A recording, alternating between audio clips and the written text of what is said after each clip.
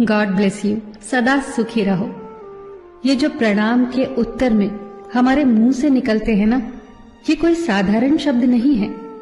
ये दुनिया के सबसे कीमती शब्द हैं। आजकल हम इन बातों को महत्व देना बंद करते जा रहे हैं, पर यकीन मानिए, जो प्रणाम के जवाब के रूप में आशीर्वाद हमें मिलता है या हम किसी को देते हैं, वो 100% चमत्कारिक शब्द होते हैं, बेशकीमती शब्द होते हैं। एक बहुत प्यारी कथा कहने जा रही हूँ। महाभारत का युद्ध चल रहा था। एक दिन दुर्योधन के व्यंग से आहत होकर भीष्म पितामह यह घोषणा कर देते हैं कि मैं कल पांडवों का वध कर दूंगा। इस घोषणा का पता जैसे ही पांडवों को चलता है तो उनके शिविर में बेचैनी बढ़ जाती है। सभी को भीष्म पितामह की क्षमताओं के बारे में पता था, इसीलिए सभी अनिष्ट की आशंका से परेशान हो जाते हैं। तभी श्री कृष्ण द्रौपदी से कहते हैं, तुम अभी मेरे साथ चलो। श्री कृष्ण द्रौपदी को लेकर सीधे पितामह भीष्म के शिविर में पहुंच जाते हैं। श्री कृष्ण स्वयं तो शिविर के बाहर खड़े हो जाते हैं, पर वो द्रौपदी से कहते हैं कि अंदर जाकर पितामह भीष्म को प्रणाम करो। जैसे ही द्रौपदी ने शिविर के भीतर जाकर पितामह भीष्म को प्रणाम किया तो पितामह भीष्म के मुख से द्रौपदी के लिए ये आशीर्वाद निकला, अखंड सौभाग्यवती भव। जैसे ही ये आशीर्वाद उनके मुख से निकला, उसी क्षण उन्हें स्मरण हो आया कि आज ही तो उन्होंने पांडवों के वध की घोषणा की थी और स्वयं ही उन्होंने द्रौपदी को अखंड सौभाग्यवती रहने का आशीर्वाद दे दिया। फिर पितामह भीष्म ने द्रौपदी से पूछा, पुत्री, क्या तुम इतनी रात को यहाँ अकेली आई हो या तुम्हें यहाँ श्री कृष्ण लाए हैं?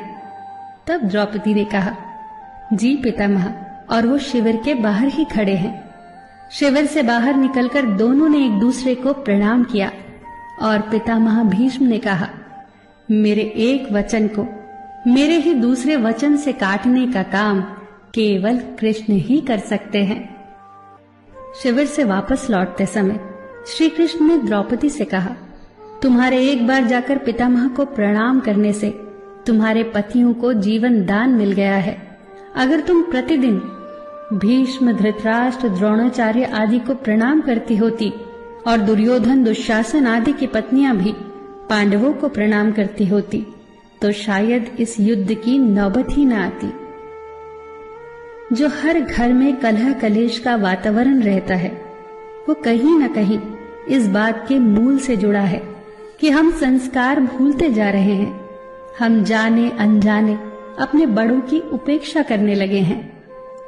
याद रखना कि हर चीज पैसे से खरीदी नहीं जा सकती, और ये भी याद रखना कि हर बात का जवाब गूगल से नहीं मिलता। उसके लिए बुजुर्गों के पास भी बैठना पड़ता है। शरीर की खुराक के साथ साथ हमारी आत्मा को भी खुराक चाहिए, जो संस्कारों से हमें मिलती है। हम भूलते जा रहे हैं आशीर्वाद के महत्व को। आशीर्वाद एक कवच की तरह होता है जो हर बाधा से हमारी रक्षा करता है।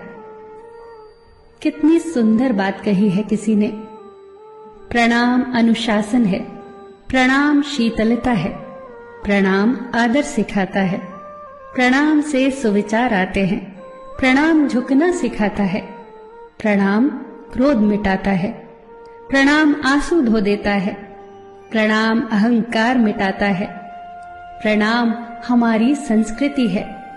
आप सभी को मेरा सादर प्रणाम।